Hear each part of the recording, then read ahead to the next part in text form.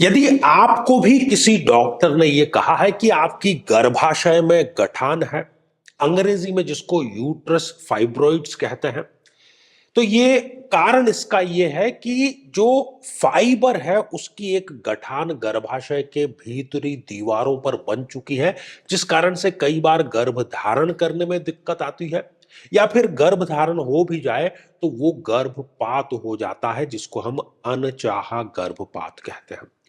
साथियों, astrological analysis जब हम इसका करते हैं तो इसकी सटीकता तक हम पहुंच सकते हैं कि क्या वो कारण है जिसके कारण इस प्रकार की समस्याएं किसी बहन की जिंदगी में आती हैं। हर एक लग्न के बारे में चर्चा कर रहे हैं। आज वृषभ लग्न की बारी है। यदि अभी तक आपने अपने लग्न से संबंधित एपिसोड नहीं देखा है तो यहां आई बटन में हमने आपको उसका लिंक दे दिया है, जाकर के जरूर देखें, जाने कारण और निदान। क्योंकि अगर कोई समस्या कुंडलीगत है तो उसका समाधान हमें कुंडलीगत ही ढूंढना होगा, बाहरी जगत में उसका हमें समाधान नहीं मिलने का। साथियों, वृषभ लग्न की जन्म पत्रिका जिसमें गुरु वैसे भी एक अति मारक ग्रह है।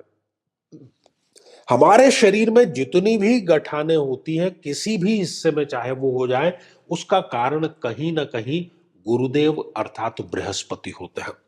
वृषभ लग्न की जन्म पत्रिका में यदि गुरु इस छठे भाव में विराजमान हो जाए तो ये बहनों को इस प्रकार की समस्याएं देते हैं। अन्य भी कोई रोग देते हैं, मोटापा भी वो उनको यहां पर अवश्य दे देते हैं। यदि गुरु स्वग्रही होकर के इस अष्टम भाव में विराजमान है तब भी वो इस प्रकार की समस्याएं इन बहनों को देते हैं। साथ ही इनके जो ससुराल पक्ष से संबंध है उनको भी ये खराब करने का कार्य अवश्य करते हैं। साथियों, यदि नीच राशि के होकर के गुरुदेव किसी स्त्री की कुंडली में यहां पर विराजमान है तो भी इस प्रकार के गठानों की समस्या महिलाओं को रहती है। साथ ही भाग्य जो है वो कभी भी उनका साथ नहीं देता है। यदि गुरुदेव इस द्वादश भाव में विराजमान है तब भी इस प्रकार की समस्या आती है। और साथ ही डॉक्टर के पेटे जो इनका खर्च है वो सदैव बना ही रहता है। कोई ना कोई स्वास्थ्य समस्या इनको सदैव बनी ही रहती है। साथियों, इसके अतिरिक्त हमें कुछ युतियां देखनी होगी। यदि जन्म पत्रिका में गुरुदेव अस्त अवस्था में है, मान लीजिए कि गुरु और सूर्य की युति है, तो सूर्य जो है उनके कारण गुरुदेव अस्त हो गए तो अस्त गुरु रिजल्ट प्रदान नहीं कर पाता है और वो इस प्रकार की समस्या ऐसी बहनों को अवश्य दे देता है। साथियों, जन्म पत्रिका में कहीं भी यदि गुरु और चंद्रमा दोनों साथ में विराजमान है, वैसे तो गुरु और चंद्रमा की युति अच्छी मानी जाती है, लेकिन वो इस लग्न में घटित नहीं होगी। गज केसरी योग इस लग्न में घटित नहीं होगा क्योंकि गुरु एक अति मारक ग्रह है। तो गुरु और चंद्रमा की समस्या जो है वो इस प्रकार के गठानों की भी समस्या देगी और साथ ही इनको सदैव वो तनावग्रस्त भी अवश्य ही रखती है। साथियों, जन्म पत्रिका में गुरु यदि राहु के साथ में विराजमान होकर के चंडाल योग का निर्माण कर रहे हैं तब भी वो इस प्रकार की समस्याएं बहनों को अवश्य देने का कार्य करता है। गुरु यदि केतु के साथ में विराजमान है तो ऐसी जो बहनें हैं वो सोशली अपने आप को अलग रखती है, थोड़ी सी इंट्रोवर्ट होती है। यदि गुरु और शनि की युति है तब भी ये समस्याएं ऐसी बहनों को मिलती है और जो भी रोग है वो लंबे समय तक इनका चलता है क्योंकि शनिदेव यहां पर अपनी भूमिका जो है वो नेगेटिव भूमिका यहां पर निभाते हुए स्पष्ट रूप से नजर आ रहे हैं। साथियों, यदि जन्म पत्रिका में आप देखिए पहले या दूसरे पृष्ठ पर ही हर ग्रह की डिग्री अर्थात अंश लिखा होगा। यदि गुरु 0 डिग्री के विराजमान है या 28, 29 जैसी अंतिम डिग्रियों के विराजमान है तब भी वो बहनों को इस प्रकार की समस्या जरूर देते हैं क्योंकि उनके कारकत्व में यहां पर स्पष्ट रूप से सीधी जो कमी है वो आती हुई नजर आ जाती है। एक और युति पर हमें चर्चा जरूर करनी चाहिए और वो है गुरु और मंगल की युति, क्योंकि मंगल भी इस जन्म पत्रिका में अति मारक ग्रह है।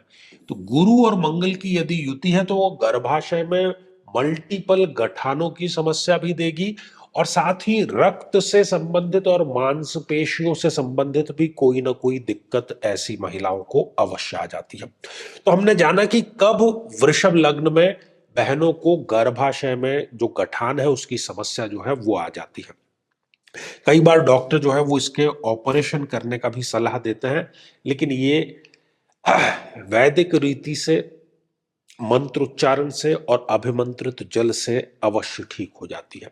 तो ऐसी सभी बहनों को चाहिए कि एक तो जो उनको महादशा चल रही है उस महादशा मंत्र साधना को वो अवश्य करें, और साथ ही गुरु के अभिमंत्रित जल का नियमित रूप से सेवन अवश्य करें।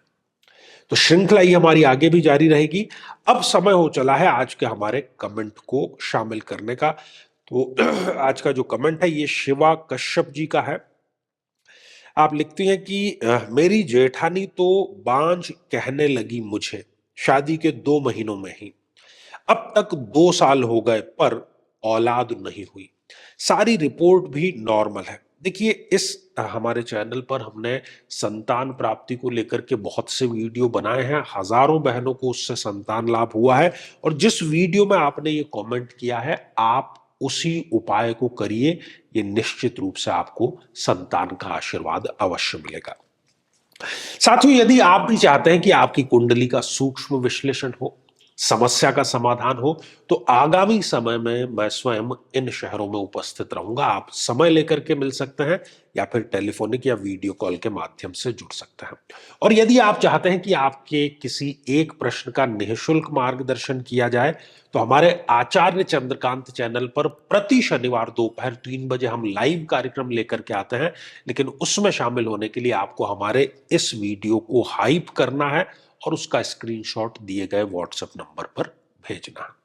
तो आज के लिए केवल इतना ही, और इसी मंगल कामना के साथ में कि आप सभी स्वस्थ, समृद्ध और शांतिपूर्वक जीवन व्यतीत करें। नमस्कार साथियों, कई वर्षों के जन्म पत्र का अध्ययन और लाखों कुंडलियों के अध्ययन के बाद हम ये कह सकते हैं कि यदि किसी की जन्म पत्रिका में मंगल पीड़ित है तो उसको इस ग्रह की महादशा में इन 9 लक्षणों का, इन 9 कष्टों का, पीड़ाओं का अवश्य सामना करना पड़ता है। शत्रु बाधा, अपने ही भाइयों से पीड़ा, साहस की कमी, बार बार दुर्घटनाएं होना, व्यक्ति का अत्यधिक क्रोधित होना, रक्त अर्थात ब्लड में किसी न किसी प्रकार का विकार होना, किसी बीमारी में ऑपरेशन तक की नौबत आ जाना, या किसी बीमारी का बढ़ करके कैंसर का रूप धारण कर लेना, और बड़ी चीज कि शादी योग्य उम्र होते हुए भी व्यक्ति का विवाह ठीक समय पर संपन्न नहीं हो पाता।